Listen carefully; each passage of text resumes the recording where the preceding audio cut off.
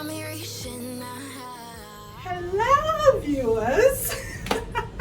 It's been a long time. So first of all, I would like to apologize for my 1 month absence on YouTube.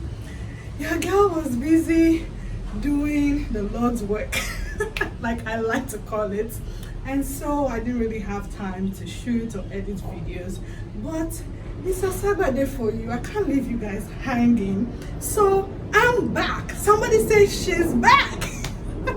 Okay, without further ado, we're going to dive right into today's topic.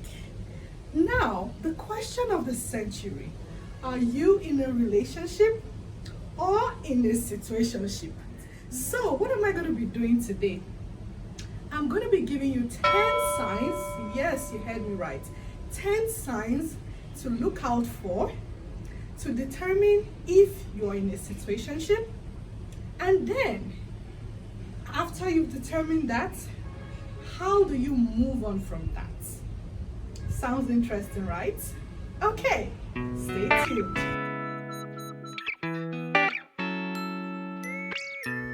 Sign number 1. You haven't defined the relationship. Now, you're probably wondering, what do I mean by that? If someone should ask you, so what are you guys? And you're like stuttering, and you're like, I'm not really sure what we are. Or you even ask yourself and you're not sure. It means your relationship is not defined. And that could be a sign that you are in a situationship. Now, if you're not sure, the best thing to do is to have the "what are we" talk. I know, guys, it's the dreaded talk we all run away from. But hey, I don't run away from it. I like to be direct. So ask your partner today, what are we? And if that relationship cannot be defined, it's a sign that maybe you are in a situationship. Okay, sign number 2, inconsistency. You see the way I'm even dancing with it? It's like you don't even know what step I'm going to do next. So today, your partner is blowing hot, like they seem they're so into the relationship. And tomorrow, they are blowing cold, like they really don't care whether you leave or you stay. It is what it is. And you don't even know what to expect from them. Inconsistency. And you see, inconsistency might be an indicator that, they might not know how to navigate whatever relationship you guys have, or they don't know what the expectations are because you haven't defined the relationship. So really, both of you are just going with the flow. If I feel jiggy today, I'm in love, hey, I'm gonna act like it. And if I don't tomorrow, hey, it is what it is, we're not committed. So inconsistency is the sign number 2. All right, sign number 3. If you haven't met any of their friends or any of their family members or anyone who is important to them or close to them, that is a red flag, bro or sis. It could be that you're in a situationship. And don't get me wrong, you see, during the early days of a committed relationship, you're still getting to know each other, so you might not have met the people who are important to them. But as time progresses, that changes, because now they consider you a priority in their life. So they will introduce you to friends, hangouts, weddings, go on the dates with them to where other friends are going to be, or they could organize a double date. That's you meeting the people who are important to them. But if as time progresses, this doesn't change, you still don't know who's important to them, you've never met any of their family members, friends, or colleagues, then that could be a sign that you are in a situationship. Because aside from the both of you who are in it, no one else knows about what's going on. Hey, like I said, no judgment zone. It is what it is. All right, so sign number 4. You guys do not date, or you don't go on dates. Now, what do I mean by that? Now, I'm going to give you 3 questions you need to ask yourself to really determine this. 1, do you guys meet outside of the bedroom? 2, do you guys meet during the daytime? 3, do you guys meet in public in the presence of other people? Now, if the answer to all these 3 questions are no, that's a sign that you are probably in a situationship, because you're not going out on dates.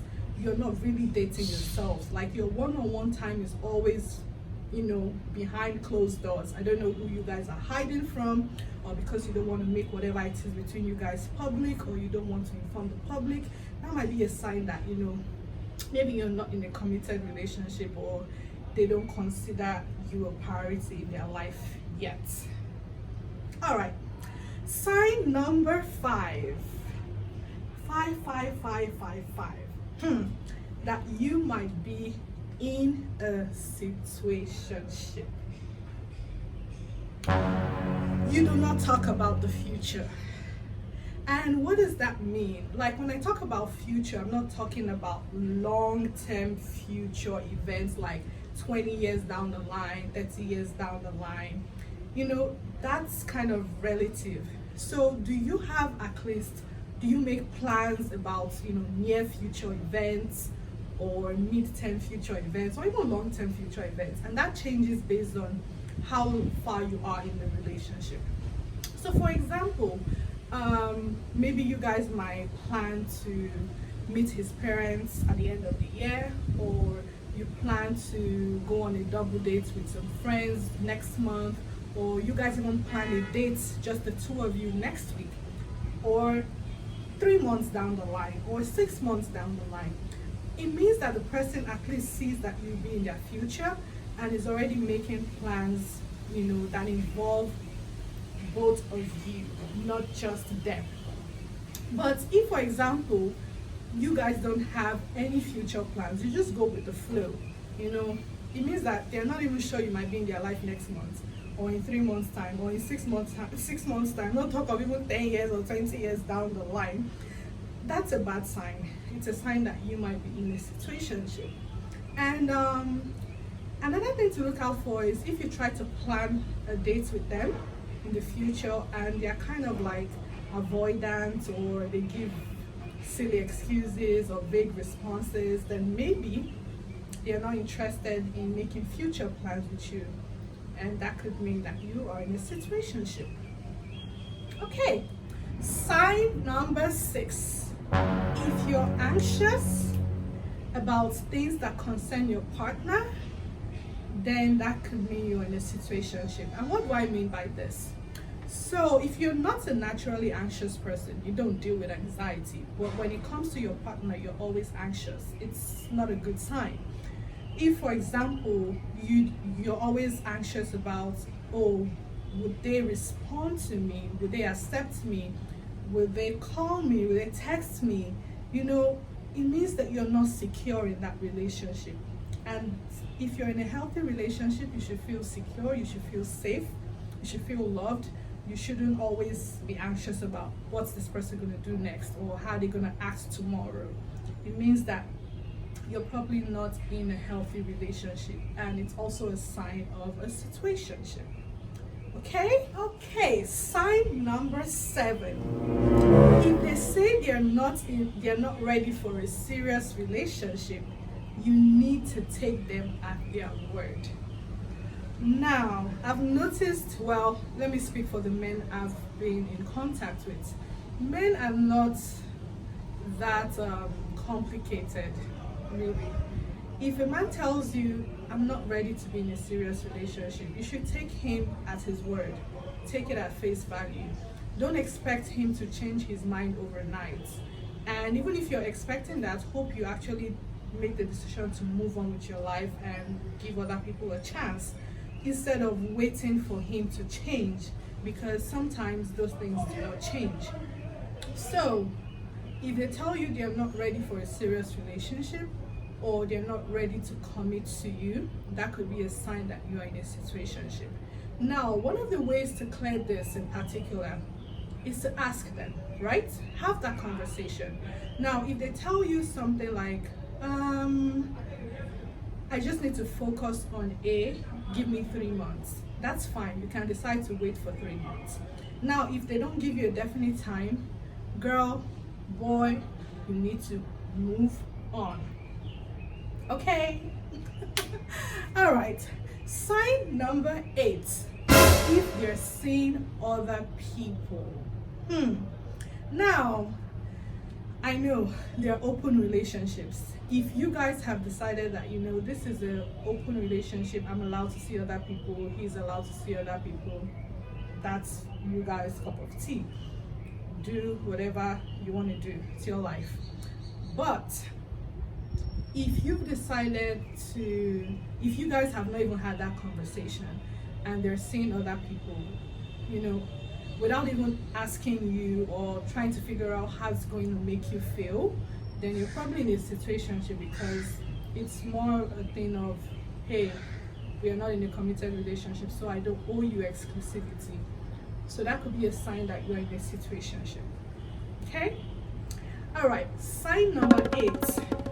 If it's more a thing of convenience for them or for you, then maybe you're in a situationship. And what do I mean by that? If you're in a proper, healthy relationship, you don't just go with the flow at all times.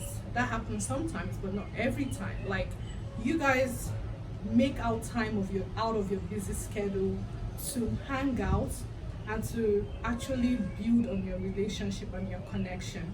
So if, for example, this person works Monday to Saturday, for someone in a committed, healthy relationship, you're going to talk to your partner like, how often do you want us to see? Maybe since I'm busy Monday to Saturday, we could meet on Sunday afternoons after church and go on a date after church.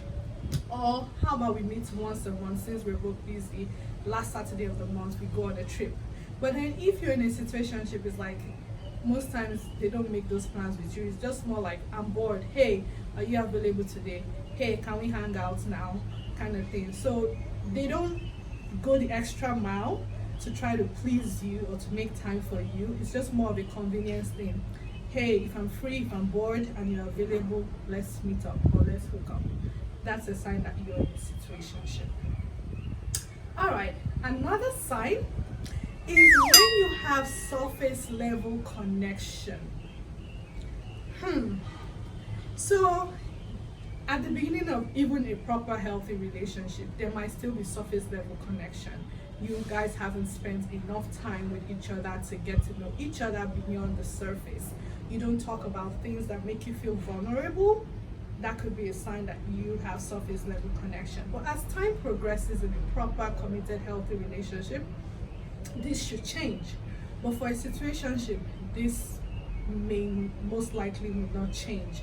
And if, for example, you think that time has progressed enough in your relationship and you want to test this question or this sign, you can just open up about something to your partner and see how they respond. Or you could ask them something personal and see how they respond.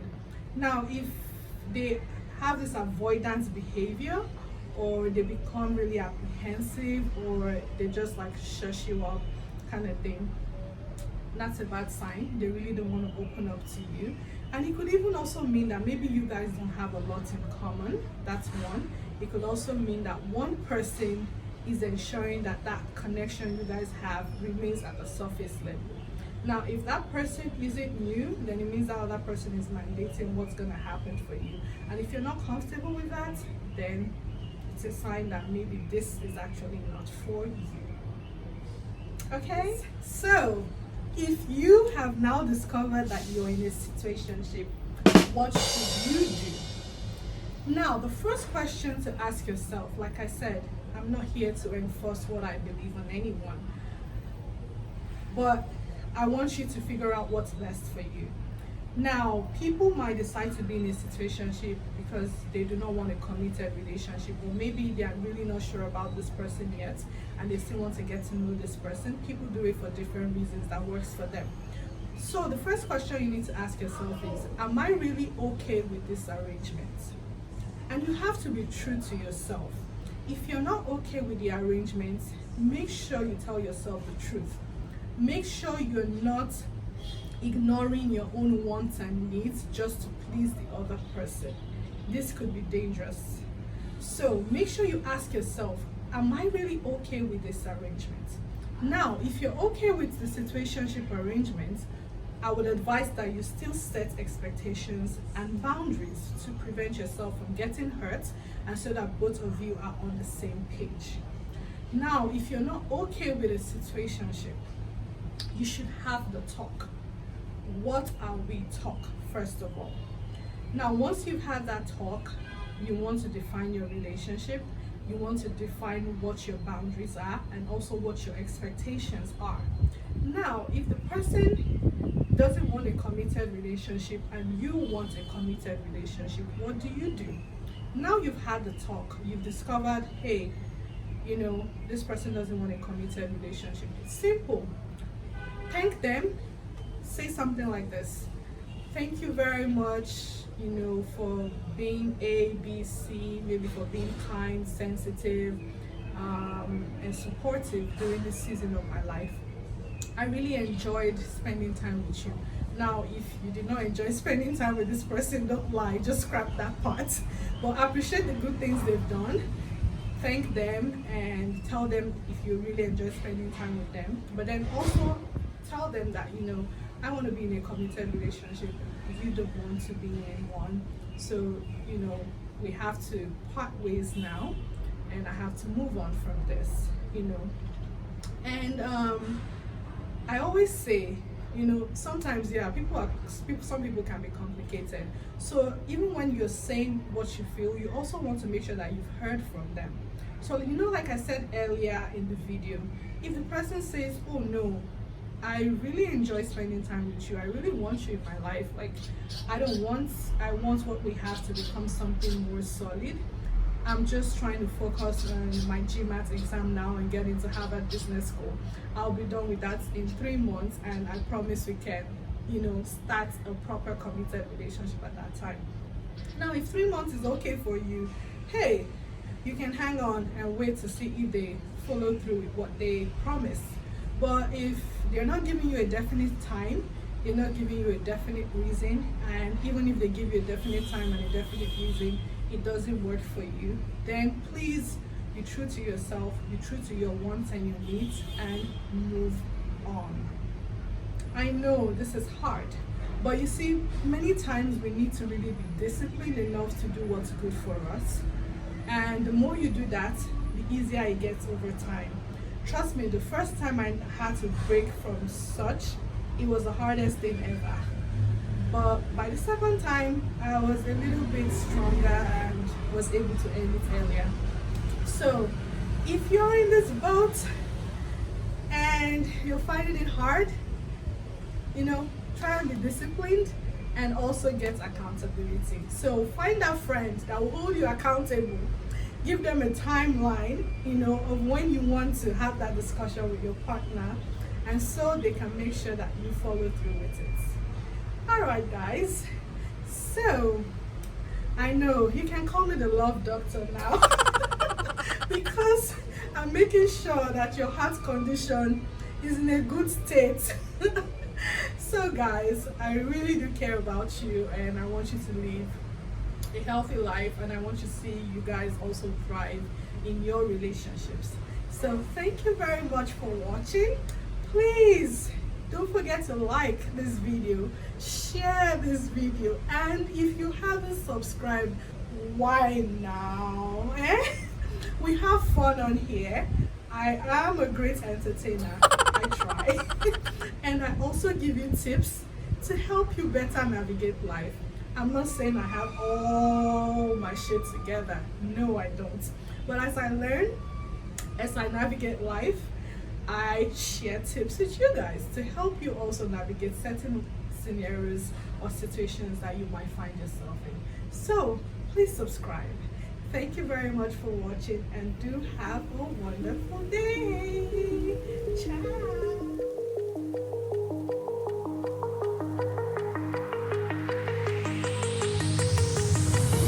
Do you remember how you held me then? Now you got me reaching out.